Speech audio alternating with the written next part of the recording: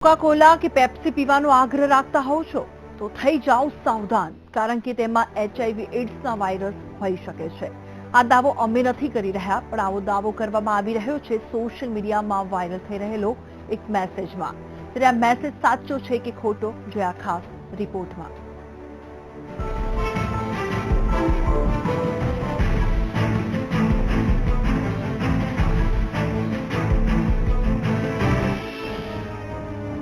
Coca Cola અને Pepsi ન પીવાની કરાઈ અપીલ.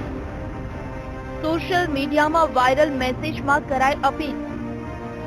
આ ઠંડા પીણામાં HIV એડ્સના વાયરસ હોવાનો દાવો.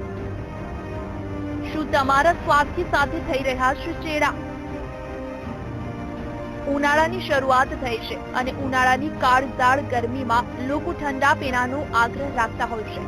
તેમજ ટીવીમાં પણ ઠંડા પીણાની જાહેરાતોથી પ્રભાવિત થઈ લોકો અવનવા ઠંડા પીણા પીવાનો શોખ ધરાવતા હોય છે. ત્યારે શું આ શોખ તમારા જીવને જોખમમાં મૂકી શકે છે? જી હા, અમે આવું એટલા માટે કહી રહ્યા છીએ કારણ કે સોશિયલ મીડિયામાં એક મેસેજ વાયરલ થયો છે, જેમાં એવો દાવો કરવામાં આવી રહ્યો છે. માટે આ મેસેજ આજકાલ લોકોને ડરાવી રહ્યો છે. ત્યારે આ મેસેજની તપાસ કરવી જરૂરી હતી. સોશિયલ મીડિયામાં વાયરલ થઈ રહેલા આ મેસેજમાં કોકા-કોલા અને પેપ્સી ન પીવાનો આગ્રહ કરવામાં આવ્યો છે. તો આ સાથે મેસેજમાં જણાવવામાં આવ્યું છે કે દિલ્હી પોલીસ તરફથી આ મેસેજ આખા ભારત માટે છે. આગામી એક સપ્તાહ સુધી મહેરબાની કરીને કોકા-કોલા અને પેપ્સીની કોઈ પણ વસ્તુ માર્કેટમાં મળી રહી હોય તો તે ન લેવી, કારણ કે તેમાં કંપનીના એક કર્મચારીએ પોતાનું HIV બ્લડ મિલાવી દીધું છે, જે આજકાલ એનડીટીવી પર દેખાડવામાં આવી રહ્યું છે. આ સાથે મેસેજમાં લખવામાં આવ્યું હતું કે વધુમાં વધુ મિત્રો સુધી આ માહિતી પહોંચાડીએ. ત્યારે આ મેસેજ ઘણા લોકોને પરેશાન કરી રહ્યો છે. તેમજ આ મેસેજ સાચો છે કે ખોટો એ વિશે જાણવા ઈચ્છે છે.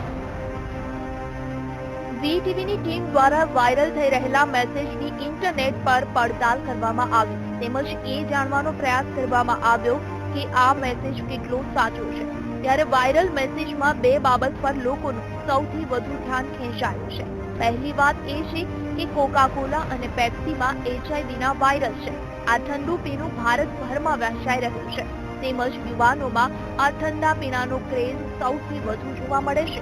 ત્યારે જો વાયરસવાળી વાત સાચી હોય તો કલ્પના કરી શકાય કે કેટલા લોકોને આ વાયરસ હરખી શકે છે. બીજી બાબત એ છે કે એનડીટીવીમાં આ સમાચાર બતાવવામાં આવે છે ત્યારે સૌપ્રથમ એનડીટીવીમાં આવા કોઈ રિપોર્ટ બતાવવામાં આવ્યા છે કે નહીં તેની તપાસ કરવામાં આવી, જેમાં આવો કોઈ જ રિપોર્ટ જોવા ન મળ્યો. જો કે આ જ મેસેજની વધુ એક કોપી અમને મળી આવી, જેમાં પણ એનડીટીવીનો ઉલ્લેખ કરવામાં આવ્યો હતો અને કર્મચારીઓનો ઉલ્લેખ કરાયો હતો. પરંતુ ચોંકાવનારી વાત તો એ છે કે આ મેસેજમાં મનીલા પોલીસનો ઉલ્લેખ કરવામાં આવ્યો હતો અને ફિલિપાઇન્સ અને ભારત માટે આ સૂચના હોવાનું જણાવ્યું હતું. તો આ સાથે આ મેસેજની વધુ એક પોલ ત્યારે ખુલી જ્યારે ઇબોલા વાયરસનો ઉલ્લેખ કરવામાં આવ્યો હતો. આમ હવે આપને એ બંને મેસેજ બતાવીએ કે જેમાં બે અલગ અલગ વાયરસનો ઉલ્લેખ કરવામાં આવ્યો છે. વાયરલ મેસેજમાં HIV એડ્સની વાત કરવામાં આવી છે, તો અન્ય મેસેજમાં ઇબોલા વાયરસનો ઉલ્લેખ કરવામાં આવ્યો છે. આમ હવે તમે જ સમજી શકો છો કે મેસેજમાં બીમારીનું નામ અને દેશનું નામ બદલીને આ મેસેજ વાયરલ કરવામાં આવી રહ્યો છે. આમ વીટીવીની પડતાલમાં વાયરલ થઈ રહેલો આ મેસેજ ખોટો સાબિત થયો છે. તેમજ આવો કોઈ વાયરસ ઠંડા પીણામાં નથી. Bureau report, VTV news. અમારી વિશેષ રજૂઆતમાં હાલ સમય થઈ ગયો છે બ્રેક લેવાનો. લઈશું બ્રેક.